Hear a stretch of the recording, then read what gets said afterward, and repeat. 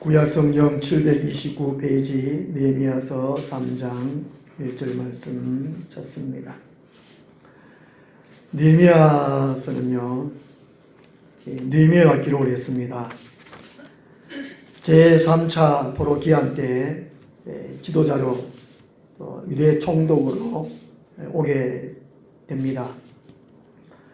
와서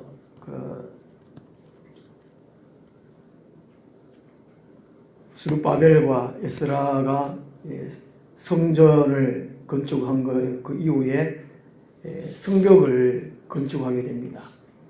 그리고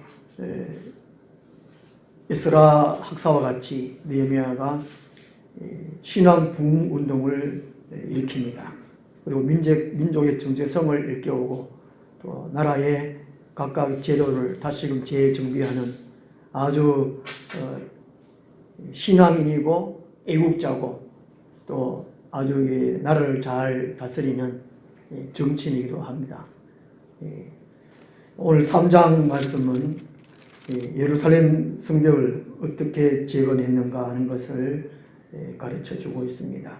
우리 느헤미야서 3장 1절에서 5절까지 함께 읽겠습니다. 그때에 대제사장 엘리야십이 그의 형제 제사장들과 함께 일어나 양문을 건축하여 성별하고 문짝을 달고 또 성벽을 건축하여 한미야 망대에서부터 하나넬 망대까지 성별하였고 그 다음은 여리고 사람들이 건축하였고 또 그 다음은 이므리의 아들 삭굴이 건축하였으며 어무는 하스나의 자손들이 건축하여 그 들보를 얹고 문짝을 달고 자물쇠와 빗장을 갖추었고 그 다음은 학고스의 손자 우리아의 아들 무레못이 중수하였고 그 다음은 무세사벨의 손자 베레기야의 아들 무슬람이 중수하였고 그 다음은 바나의 아들 사독이 중수하였고 그 다음은 드고와 사람들이 중수하였으나 그 귀족들은 그들의 주인들의 공사를 분담하지 아니하였으며. 아멘. 3장 전체 30절까지 말씀을 가지고 방어 태세를 갖추자 하는 제목으로 말씀을 드리도록 하겠습니다. 옛날에는 어떤 도시가 있으면 도시 주변으로 적의 공격에 대비하는 방어벽을 쌓았고 또 사방 곳곳에 문을 달았다고 합니다. 이것이 이제 성벽이라고 할 수 있겠지요. 우리 영천에도 옛날에 아마 성벽이 있었던 것 같습니다. 신라시대 때 김유신, 김춘축 그 당시에 우리 영천을 골하천이라고 불려졌다고 그러더라고요. 골하천, 뼈골 불하 내천자. 아마 전쟁하면서 많은 사람들이 죽어서 아마 시체가 뇌에 아마 많이 늙어져 있는 그런 상태를 가리켜서 골하천 등 그런 것 같습니다만은 영천에 성벽이 있었고 또 이게 문을 달은 것 같아요. 동문이 있지 않습니까? 서문이 있고 남문이 동문교회 있고 서문교회 있고 남문교회 없죠. 남문 김밥점이 있습니다. 저 밑에 있고 북문 통원이 있는데 북문교회가 한 3년 전에 있고 이쪽 뒤에 하여튼 개척이 되었습니다. 하여튼 영천에 이렇게 성벽이 있었던 것 같습니다. 이 성벽이라는 것이 꼭 적의 방어를 위함도 있지만 오늘 주보의 앞면에 예루살렘 성벽 재건 일어났잖아요. 거기 보면 이 성벽이 정치적인 자주권이 있음을 보여주는 것이라는 것이죠. 스스로 지킬 수 있는 힘이 있다. 눈 보지 마라. 까보지 마라. 그런 걸 말한다는 것이죠. 우리 사람이 개인적으로 보면은 이 옷이 방어라고 하잖아요. 옷도 방어를 할 수 있습니다. 또 전쟁 나면 이제 갑옷을 입기는 입는데 일단은 방어입니다. 남을 통해 봐가지고 나는 이런 사람이다. 옷은 이 사람의 지위를 의미하기도 하는데, 그런 것이 이 성벽이 자주권을 상징한다는 것이지요. 그리고 이 성벽이 한 동네 안에, 한 그 성 안에 모든 사람들의 같은 하나다, 동질성을 의미해 준다는 것이 동질성. 우리는 하나 됐다는 것을 의미해 준다는 것이지요. 이게 한 시민 안에, 한 시 안에 모든 시민들이 이 하나 안 되면 이 참 문제지 않습니까? 적이 쳐들어와서 무너지는 것보다도 하나 안 됨으로 망하는 게 더 크다는 것이지요. 그래서 이 성벽이 이런 자주성을 의미해주고 있고, 한 동질성, 통일성, 그런 것들 의미해주고 있다는 것입니다. 그만큼 이 성벽이 중요한 역할을 감당한다는 것이지요. 우리 3장은 이 예루살렘 성벽 재건, 그러니까 이 바빌론에 의해서 남유다가 망하고 성전도 무너졌습니다. 솔로몬 성전, 솔로몬이 이제 예루살렘 주위로 성벽을 재건해 놨는데 그 다 무너졌지요. 무너지고 이제 바빌론 포로 생활을 갔다 온 이후에 다시 재건을 했다는 것입니다. 처음에 스룹바벨과 나중에 에스라가 와가지고 건설을 하고 있는데 방해가 너무 많아서 한 15년, 10년 동안 중단을 했습니다. 나중에 이제 느헤미야가 와서 보니까 참 처참한 지경입니다. 이 백성들은 절망 상태에 있고, 그리고 세상과 너무 작게 가 있고, 그 신앙을 다시금 뜨겁게 해야 될 판국에 오히려 신앙은 뒷걸음쳐져가 있고, 성벽은 이렇게 전혀 그 기초만 닦아 있고, 다시 이제 쌓으려고 하는 그 엄두도 못 내는 상황 속에서 이 느헤미야의 신앙과 지혜를 발휘해서 재건하는 내용입니다. 만약 이 예루살렘이 다시금 재건되지 못한다면 그 당시에 이방인들의 침략이 언제 있을지 모르기 때문에 이 성벽 재건은 너무나 중요한 것입니다. 그리고 이 3장 전체를 통해서 그냥 뭐 이제 건축하고 그 다음은 건축하고 그 다음 건축하고 이렇게 쭉 내용이 그렇지만은 자세히 듣다 보면은 참 아름다운 광경을 볼 수 있습니다. 예루살렘 안에 사는 사람들뿐만이 아니라 다른 지역의 사람들조차 함께하는 그 아름다운 그 마음들이 엿볼 수 있거든요. 그래서 예루살렘 성벽을 어떻게 건축했는가, 또 오늘 우리들이 진짜 적은 마귀지 않습니까? 마귀와 그 세력들입니다. 진짜 적들은. 그래서 우리가 영적인 방어벽도 어떻게 쳐야 할 것인가, 오늘 성벽 재건을 통해서 우리가 이제 개인적으로, 또 우리 가정적으로, 우리 교회적으로, 이 나라 이미지적으로 어떻게 방어를 개설을 갖춰야 할 것인지를 우리 교훈을 받을 수 있습니다. 첫째로요, 지도자들이 성령과 지혜가 충만하여 솔선수범하였다는 것입니다. 어느 공동체든지 어느 나라든지 그 나라의 지도자가 참 중요합니다. 지금 전 세계적으로 지도자를 잘못 만나서 어려움을 겪는 나라가 참 많습니다. 그 가운데 한 나라가 베네수엘라잖아요. 그 총리가 또 자기가 대통령이다 그러고 지금 또 난리를 하는데 지도자가 참 중요하다는 것입니다. 예레미야가 어떻게 이 성을 건축했는가? 지난 토요일 날 이존대 주관으로 교회 대청소 했잖아요. 10시에 모이긴 했는데 10시 반에 오시고 저는 한 11시 한 10분 정도 되어 왔거든요. 와보니까 아주 몇 분이 분담을 해가지고 아주 열심히 하시더라고요. 바닥, 의자, 부엌, 그다음에 화장실 다 분담을 해가지고 이렇게 참 열심히 하시더라고요. 제가 좀 마음이 참 좋았습니다. 저는 이제 평상시에 이걸 못했어요. 화분 관리. 그래가지고 이제 물티슈 가지고 이파리만 살살살 따고 여기 이게 각자 분담해가지고 하면은 빨리 효과적으로 끝나잖아요. 그런 것처럼 이 느헤미야가 예루살렘 성벽을 이렇게 건축했다는 것이지요. 그리고 1절 말씀 보면은요, 그때에 대제사장 엘리야십이 그의 형제 제사장들 함께 일어나라고 말합니다. 이 제사장들은 백성들의 이 지도자급들입니다. 백성들에게 모범을 보여야 할 위치에 서 있는 사람들입니다.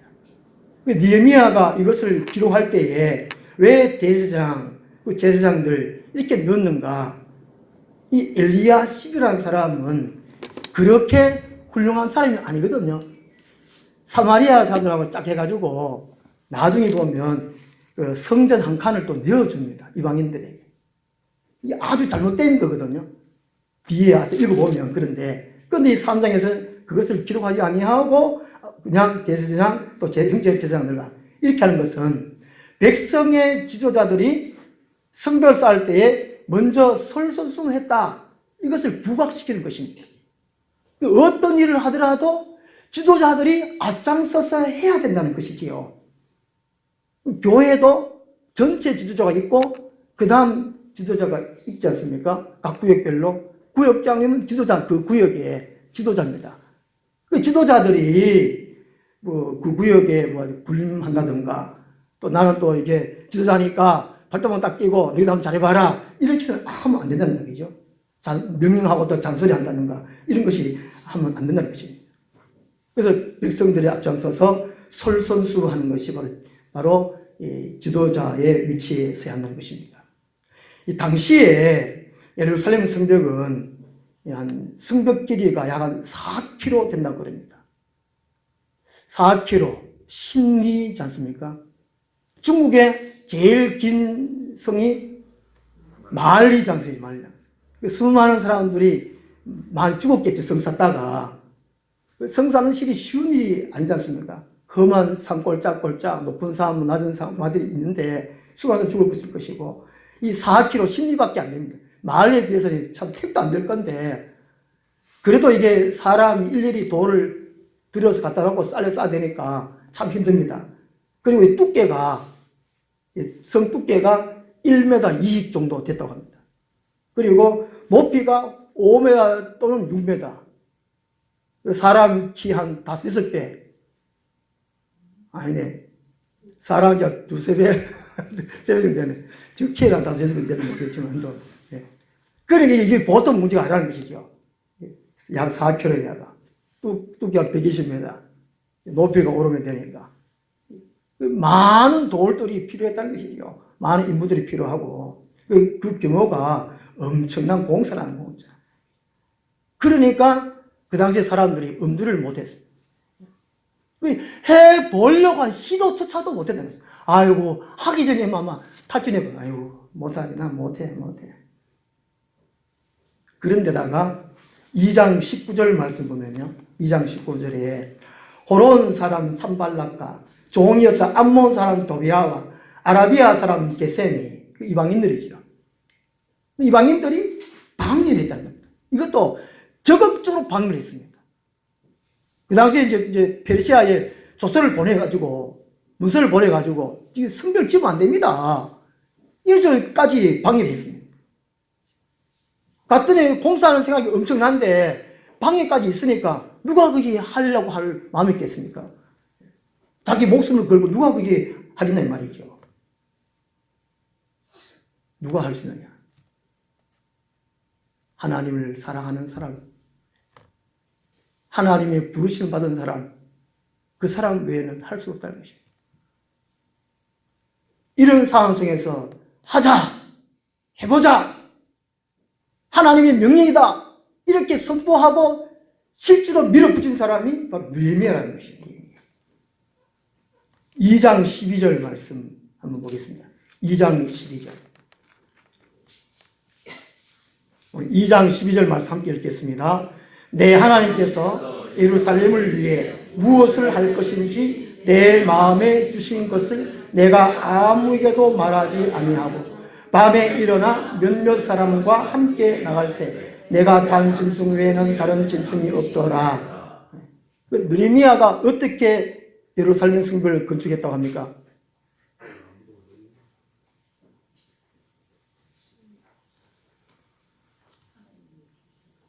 예. 내 하나님께서, 그죠? 느헤미야 자신의 하나님이죠. 우리 하나님이고 자기 자신의 하나님이죠. 그게 느헤미야가 평상시에 하나님과 교제를 했다는 그 말입니다. 내 하나님께서 예루살렘을 위해, 예루살렘은 하나님이 택한 성입니다. 하나님이 사랑하는 사랑하는 성입니다. 하나님 백성들이 거하는 성이니까. 무엇을 할 것인지 내 마음에 주신 것이 하나님이 그 마음에 주셨다는 것이지요. 하나님이 예루살렘 성벽을 어떻게 건축할 것인지를 느헤미야 마음속에 주셨다는 것입니다. 하나님의 지혜를 느헤미야 마음속에 주셨다는 것입니다. 이것이 그냥 주신 것이 아니고 1장 말씀입니다. 1장 말씀. 1장에 보면 느헤미야의 신앙심, 신앙관, 신앙 열정 이걸 알 수 있습니다. 또 나라를 어떻게 사랑했는가 이것을 알 수 있습니다. 하나님은 아무에게 지혜를 주시지 않습니다. 하나님은 아무에게나 계시를 허락하시지 않는 것입니다.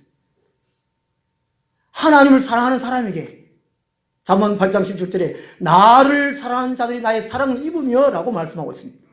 먼저는 하나님 우리를 사랑하시지요. 그 다음 우리가 사랑하려고 해야 된다는 것입니다. 율법 전체의 요약은 하나님 사랑, 사람 사랑이잖아요. 하나님 사랑 어떻게 합니까? 많이 이만큼 하늘만큼 땅만큼인데 성령에서 어떻게 합니까? 마음을 다하고 목숨을 다하고 뜻을 다하고 힘을 다하여 주 너희 하나님을 사랑하라 합니다. 이 말씀을 우리가 교회 다닐 때마다 들었는데 들었겠죠. 하나님을 사랑하십니까? 하나님을 사랑하시면 아멘. 하나님은 우리가 전체 온 몸, 온 마음, 온 정성, 온 힘 다 해가지고 하나님을 사랑하라 그래요. 그 사람에게 하나님께서 지혜를 주십니다. 그 사람 하나님께서 말씀해 주신다는 것이지요. 그 사람의 놀라운 역사를 일으키신다는 것입니다. 1절에 보면, 이제 1장에 보면, 이 느헤미야는 지금 페르시아 땅에 있으면서 하나님을 늘 생각했습니다. 하나님을 생각했다는 것이, 4절부터 10절까지 보면은 이 느헤미야가 구약 율법 하나님의 말씀을 늘 읽고 생각했던 사람입니다. 말씀 붙잡고 기도한 사람이거든요. 1장 내용이 바로 그런 내용입니다. 그 느헤미야는 평상시에 율법을 쥐하로 읽고 쥐하로 묵상한 사람이고 말씀 붙들고 또 이제 자기 자신의 나라를 위해서 대신 회개하고 또 기도하고 또 족을 위해서 어떻게 살 것인가 늘 생각했다는 것이지요. 페르시아에 있으면서 조국 예루살렘을 위해서 옛날 일제강점기 때 일본에 잡혀 간 사람들 많지 않습니까? 거기에서 이 족을 어떻게 할 것인가, 어디 독립할 것인가 이걸 생각한 것처럼 이 느헤미야도 바로 그랬다는 것이죠. 하나님을 사랑하면 방법이 생깁니다. 하나님을 사랑하는 것이 없이 말씀을 읽고 듣는 것이 없이 내 문제를 해결하려고 하면 걱정만 쌓입니다. 아픔이 더 아파집니다. 문제를 놓고 문제를 생각하면 더 고통스러운 더 큰 문제 생깁니다. 그런 걸 다 놓고 하나님만 바라보면 다 된다는 것이죠. 하나님을 사랑하면 돼요. 이 지도자는 어떤 지도자야 되느냐? 하나님을 사랑하는 사람, 그 사람이 지도자가 돼야 돼요. 멕시코가 어려웠는데 믿는 사람이 지금 대통령이 되었다고 합니다. 브라질도 그렇다고 그러지요. 글로벌 뉴스 보면, 브레드 뉴스에도 보면은 그렇다고 그래요.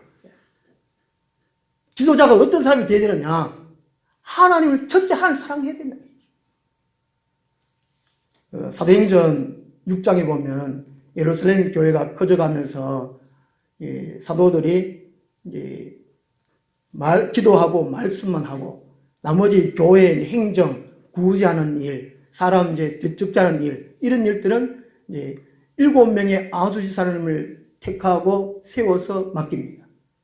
7명의 안수지사를 택하고 맡길 때에 지혜가 충만한 사람, 성령이 충만한 사람, 그랬다는 것이죠. 하나님을 사랑하는 사람을 되겠다는 것입니다. 그래서 지도자는 먼저 하나님을 사랑하는 사람입니다. 하나님을 사랑하는 사람은 말씀을 사랑하게 되어 있고, 말씀을 또 사랑하면 기도하게 됐다는 것입니다. 기도하면 하나님이 지혜를 주실 수 있다는 것입니다. 지혜를 받는다는 것이지요. 출애굽기 17장에 보면 이스라엘 백성들이 애굽에서 탈출해 나오면서 첫 대적이 아말렉이었습니다. 전쟁을 합니다. 전쟁하면 칼을 들고 활을 들고 전쟁터에 나가야 되는데 모세는 산에 올라가서 기도하지 않습니까? 모세가 손을 들어 기도하면 이스라엘이 승리하고, 모세가 팔 앞에 손을 내리면, 기도를 내리면 이스라엘이 져요. 모세가 팔 아프니까 아론과 훌이 한쪽에는 팔을, 한쪽에 또 양쪽에서 팔을 들어 올려서 모세 입만 또 기도하고, 이제 대성을 거뒀지 않습니까? 성벽을 재건함에 있어서 이게 지도자에 중요한데, 정말 성벽은 뭐냐? 성벽은 하나님이 우리의 성벽이죠. 하나님이 우리의 성벽이에요. 그러려면 우리가 하나님을 사랑하고 기도하면 된다는 것입니다. 첫째, 성벽을 전할 때에, 영적인 방어벽을 설치할 때에 지도자들이 성령과 지혜가 충만하여 솔선수범해야 한다는 것입니다. 그 다음 두 번째로 성벽을 전할 때요, 동서남북 사방 경계를 철저히 해야 한다는 것이지요. 적들이 한쪽에만 쳐들어오는 것이 아니지 않습니까? 양 사방에서 언제 어디서 어떻게 올지 모릅니다. 군대에서 이제 좀 제일 힘든 게 경계 근무입니다. 훈련도 힘들고 고되지만 이 경계 근무를 한 2시간 정도 쓰거든요. 2시간 쓰려면 가는 길 오는 길 해가지고 한 3시간을 잡아먹어요. 이게 군인들이 잠이 늘 부족해요. 잠이 늘 부족해요. 군에 다녀오신 분들은 아시겠지만, 또 여름에는 추위와 싸워야 되고, 여름에는 또 모기가 싸워야 되고, 적보다가 가까이 있지만 모기가 적이라요. 모기가. 또 추위에 손이 막 얼어 터지고. 저는 이게 창원에서 근무했는데 그래도 겨울에 춥다 그랬는데, 산발선에 경계하는 분들이, 군인들이 얼마나 또 그렇게 수용하는 거죠. 이 동서남북 사방 경계를 이게 해야 된다는 것입니다. 1절, 니베 3장 1절에 보면 이 양문이 나오거든요. 3장 전체에 문이 몇 개 나올까요? 정훈아, 문 한번 해라 봐라, 몇 개인지. 이제 경민이는 망대 한번 해라 보고. 망대가 뭐지요? 성벽 중간에 문이 있고, 또 이제 성루가 있고, 성루에 이제 적의 동태를 살피는, 그죠? 이게 망대거든요. 예루살렘 성벽에는 총 10개의 문이 있어 그러는데, 제가 아무리 하려봐도 7개. 양문, 1절의 양문, 3절의 의문, 양문은 양이 드나드는 곳. 이게 공동번역에는 양 다니는 문, 이렇게 되어 있습니다. 번제를 드리기 위해서 제물로 사용되는 거. 의문은 이제 고기가 고기 하는 장사하는 사람들 드나드는 문. 그 다음에 6절은 옛문, 옛날에부터 있었는 문, 그죠? 하여튼 쭉 있습니다. 14절에 보면 분문, 변을 실어달라는 문, 그 문이 하여튼 얘가 있는데, 그죠? 총 이제 한 7개 내지 10개의 문이 있었고, 망대가 4개가 있어 그럽니다. 그래서 이 성문을 전할 때에 이 양문에서 시작해가지고 다시 시계 반대 방향으로 돌아가지고 다시 양문으로 도착했어요. 그런 식으로 이렇게 건설했다는 것이죠. 그래서 이 사방을 철저히 방어하기 위해서, 건설하기 위해서 예루살렘 주민은 아니지만은 다른 지역의 사람들이 적극적으로 도왔다는 것입니다. 2절 말씀 보면요. 3장 2절에 그 다음은 여리고 사람들이, 이게 예루살렘 사람들이 아니잖아요. 여리고 사람들이 적극적으로 도왔어요. 하나님은 스스로 돕는 자를 돕는다는 말이 있거든요. 갈라디아서 6장 2절 보면 너희가 짐을 서로 지라 그리하여 그리스도의 복을 성취하라 그렇게 말씀하고 있습니다. 내가 못할 때에 다른 사람이 해줄 수 있어야 되고 또 다른 사람이 못할 때 내가 해줄 수 있어야 된다는 것이죠. 그래서 이 예루살렘 성벽이 다른 동네 주민들이 와서 직접 도왔다는 것이죠. 그래서 신약성에 보면은 누가복음 19장에 삭개오라는 사람이 여리고 사람이잖아요. 예수님이 가서 잃어버린 자를 찾으러 왔다. 삭개오를 구원하는 내용이 누가복음 19장에 나옵니다. 이때 도와주었더니만은 나중에 도움을 얻는 것입니다. 그리고 이 일을 먼저 끝낸 사람들은 동료를 도와주었고 도움을 가장 많이 필요하는 부분에 가서는 나누어서 일을 했습니다. 여기 7절 말씀 보면 7절을 말씀 보면요. 기브온 사람들 나오거든요. 이 사람들도 예루살렘 사람이 아니고 그 다음에 4절 말씀 보면요. 그 다음은 학봇의 손자 우리의 아들 무레못이 중수하였고 그리고 21절 말씀 보겠습니다. 21절 말씀. 그 다음은 학봇의 손자 우리의 아들 무레못이 한 부를 또 중수하여. 그러니까 이 학봇의 손자 우리아의 아들이 무레못이 아주 실력이 좋았고 참 다른 사람보다 한 두세 배 좀 빨리 일을 감당했던 것 같습니다. 빨리 끝내고 다시 그 다음 가가지고 그죠? 21절에 가가지고 또 한 부분을 또 중시했다는 것이죠. 자기 맡은 것만 하고 그만 쉰 것이 아니고 그지요? 네. 또 딴 데 가가지고 했다는 것입니다. 그 다음에 27절 말씀 보면 여기 5절에 보면 이제 두고아 사람들이 중수했는데 5절 말씀에 두고아 사람들 중수했는데 27절 또 두고아 사람들 한 부분 중수하여 그지요? 이런 식으로 그래서 사방 경계 전체를 성벽을 쌓아야 되는데 사람들이 부족하니까 지금 이제 예루살렘으로 귀환한 사람들이 많이 부족했기 때문에 또 다른 지역에 또 살았고 했기 때문에 다른 지역 사람들이 했기 때문에 자기 빨리 끝내고 다른 데 가서 또 성을 지었다는 것입니다. 이런 식으로. 그래서 내 자신의 할 일만 끝내지 말고 다른 사람을 도와줄 것을 도와주는 것입니다. 갈라디 6장 2절에 너희가 짐을 서로 지라 그리하여 그리스도의 복을 성취하라. 하나님은 처음 우리를 창조하실 때에 돕는 사람으로 지었습니다. 개개인적으로 살도록 지은 것이 아니고 창세기 2장 20절 보면 돕는 배필, 에제르, 돕는 배필을 지었거든요. 부부도 돕는 배필, 이웃 서로 간에 서로 돕도록 그렇게 살았다는 것입니다. 우리 이제 예루살렘 성벽 사방 경계를 할 때에 전체적으로 서로 도와가면서 이렇게 했다는 것이지요. 우리 영주도 맨 마찬가지라는 것입니다. 우리가 혼자서 힘든 분들이 참 많습니다.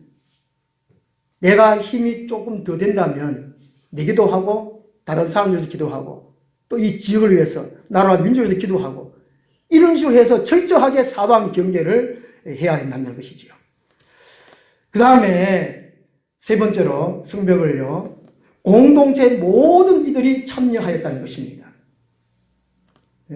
어떤 일을 하든지 무슨 일을 하든지 방관하는 사람이 있고 구경하는 사람이 있게 마련입니다. 5절 말씀 보면 드고아 사람들이 중사였으나 그 귀족들은 그들의 주인들의 공사를 분담하지 아니하였으며 라고 하고 있습니다.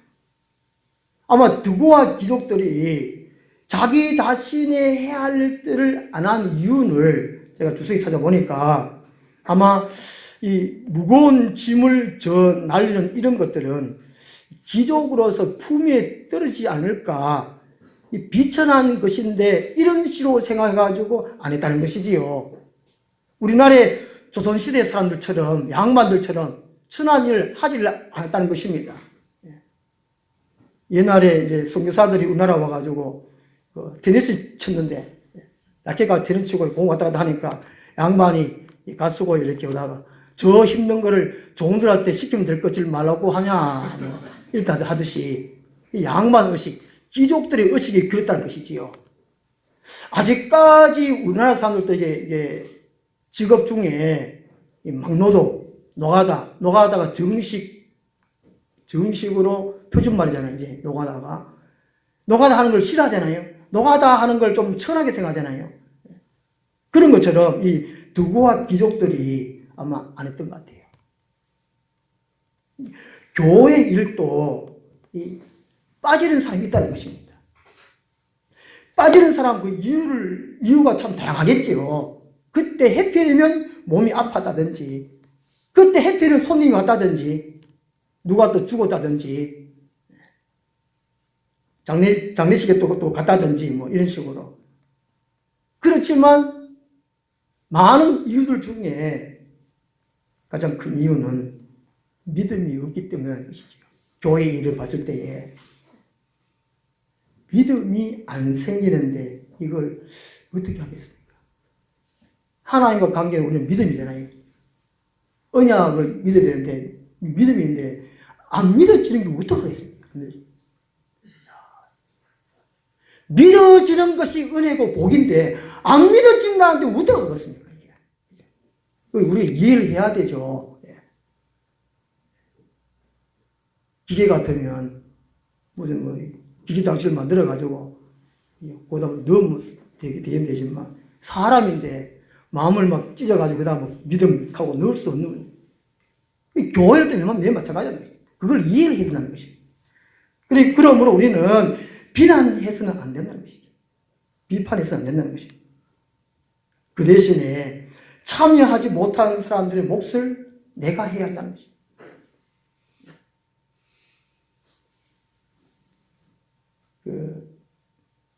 조금 전에 이제 읽었습니다만은 문해못이라는 사람들이나 드고아 사람들이나 이 일을 꽃배기로 했어요. 일을 꽃배기로. 짜장면, 짬뽕 꽃배기를 먹듯이 이 사람들은 일을 꽃배기로 했어요. 누가 빠지면 내가 두 배를 해야지. 원망, 불평하지 말고, 그놈 인간 왜 안 나왔지? 뭐 이렇게 하지 말고 내가 두 배를 한다는 것입니다. 그렇게 할 때에 하나님은 은혜를 베푸신다는 것이지요. 만약에 그 빠진 사람들을 비난하거나 또 비판하게 되면 교회란 공동체가 더 어려워집니다. 제일 교회에서 맛없는 떡이 수근덕이 떡이라는 것이죠. 이 교회가 참 말이 많은 이곳입니다. 이게 예루살렘 성벽을 쌓는 것을 보면서 이 느헤미야가 주도해서 이렇게 할 때에 사람들의 마음이 얼마나 아름답고 너그럽고 관용이 있고 또 몸은 힘들지만 그걸 다 감당했다는 것입니다. 주목해야 할 구절이 단어가 그 다음은 이런 이 단어라는 것이지요. 한 40여 군데를 나누어서 우리나라만 일본 말이니까 돈 내기 40여 군데에 다 나눠서 일제히 공사를 시작하고 거의 52일 만에 완공을 했다는 것입니다. 이 공사에 참여한 사람들 보면은요, 이 지도자들, 관리들, 그리고 12절 말씀 보면 딸들, 할로헤스의 아들 살론과 그의 딸들이 중사하고 여인들이 뭘 하겠나? 여인들도 참여했다는 것입니다. 그리고 상인들, 8절과 32절 보면 상인들, 그리고 8절 보면 금장색, 이게 이제 수공업자들, 금으로 물건 만드는 사람들, 향품 장사, 상업하는 사람들, 이런 사람들 다 참여했다는 것이죠. 그리고 10절 말씀 보면요. 10절 말씀에 우리 10절 말씀 같이 읽겠습니다. 그 다음은 하루마음의 아들 여다야가 자기 집과 마주대한 곳을 중수하였고, 여기까지 갑시다. 자, 이렇게 자기 집 앞은 내가 자기 집이 책임진다. 이 성벽을 쌓았다는 것이지요. 그리고 30절 말씀. 30절 말씀. 그 다음은 셀렘의 아들 하나야와 살라비의 여섯째 아들 하노의 한 부분을 중수하였고, 그 다음은 베락의 아들 무사의 자기의 방과 마주대한 부분을 중수하였고, 자기 방 앞에 자기 건 다 담당한다. 이것까지 기록한 이유가 뭘까? 이렇게 안 한 사람도 있었겠죠, 그죠? 자기 집 앞에도 안 했다는 것이죠. 요즘은 눈 오면 자기 집 앞에 눈 안 치우면은 벌금 오잖아요. 맞나요? 이게 눈이 많이 왔다. 자기 집 앞으로 그것만 쓰리 되는데 그것마저 안 치는 사람이 있단 말이죠. 성벽을 쌓을 때에 자기 방 앞에, 자기 집 앞에 이런 사람이 있어요. 이런 식으로. 그래서 전체적으로 다 연들까지 다 동참했다는 것입니다. 그래서 예루살렘 성벽이 그 지도자들이 먼저 솔선수범했고, 동서남북 사방 경계를 철저히 했고, 모든 공동체 사람들이 참여했다는 것입니다. 우리의 진짜 적은 막이라는 것이죠.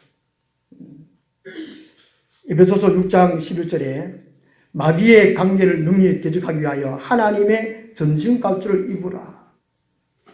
오늘 주의 낮예배에 순서지 나와 있습니다. 전신갑주 입는 거. 머리에 구원의 투구 쓰고, 요거를 항상 우리 점검해야 되는 거예요. 나는 구원받았다. 예수 그리스도의 피로 씻음받았다. 하나님 자녀다. 나는 믿음으로 인내한다. 구원의 투구. 이걸 항상 쓰고 있어요. 또 이제 또 성령의 검, 또 의의 방, 믿음의 방패, 의의 흉배, 진리의 얼띠, 평안의 신발, 그죠? 이렇게 하고, 그 다음에 이제 에베소서 6장 16절 말씀 보면요, 마귀는 불화살을 항상 쏜다고 합니다. 에베소서 6장 16절에 모든 불화살을 소멸해라, 막아내라고 말합니다. 우리는 잠잘 때 잠자는데 마귀는 잠 안 자거든요. 밤에도 공격하거든요. 이 불화살을 막아내라고 합니다. 이 불화살을 막아내지 못하면 우리의 영혼이 혼미해집니다. 말씀을 깨닫지를 못합니다. 또 말씀이 깨닫지 못하니 불순종하게 됩니다. 우리 전신갑주를 안 입고 불화살을 막아내지 못하면 하나님 앞에서 참 알게 모르게 짓는 죄가 많다는 것이지요. 영적으로 방어벽을 쌓지 못하면 우리가 생활 속에서 알게 모르는 죄를 쌓게 됩니다. 근데 회개하면 되는데 회개도 못하면 계속적으로 죄를 쌓아가거든요. 주님 오실 때에 우리가 이제 회개하고 이 죄가 없어야 되는데 많이 쌓아져 있을 수 있다는 것입니다. 그러므로 우리는 평상시에 늘 전신갑주를 입고 하나님을 늘 생각하면서 기도해야 합니다. 하나님을 사랑하는 마음으로 꾸준히. 그리고 우리가 영적으로 알아챘을 때에, 공격이 오는 걸 알아챘을 때에, 첫째 우리가 생각적으로 멈춰야 돼요. 그리고 생각하고 대비를 해야 한다는 것이지요. 그렇게 할 때에 베드로가 말한 것처럼 이 마지막 때에 정신을 차리고 근신하여 신앙생활을 할 수 있습니다. 하나님을 기쁘게 해 드릴 수 있습니다. 우리가 신앙생활 하는데 기쁘고 즐겁게 해야 되는데 요즘 그렇게 별 기쁘고 즐거운 일이 없잖아요. 억지라도 기뻐하고 즐거워하라 그러는데 그런 일이 없습니다. 왜 그럴까요? 내가 영적인 방해벽이 무너져 있다는 것입니다. 그러므로 우리는 하나님을 사랑하고 끊임없이 전신갑주를 입었나 하기나 하고 늘 기도해서 주님 오실 때까지 우리의 믿음 지키고 또 우리 교회로서는 좋은 소문하는 우리 하늘나무 교회가 되었으면 좋겠습니다. 기도하겠습니다.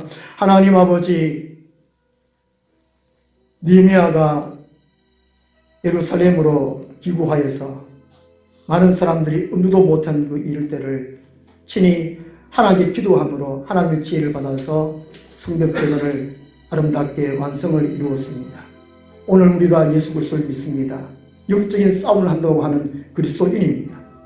그렇지만 우리가 영적인 방어벽이 제대로 채워져 있는지, 쌓아져 있는지, 무너져 있는지, 또 어떤 곳곳에 구멍이 나 있는지 다시금 점검하고 다시금 완벽하게 우리의 방어개설을 갖출 수 있도록 도와주시옵소서. 그리하여 주님 오시기에 칭찬 듣는 삶, 기쁘고 즐겁게 살아갈 수 있는 삶 되게 하여 주시옵소서. 예수님 이름으로 기도드리옵나이다. 아멘. 357장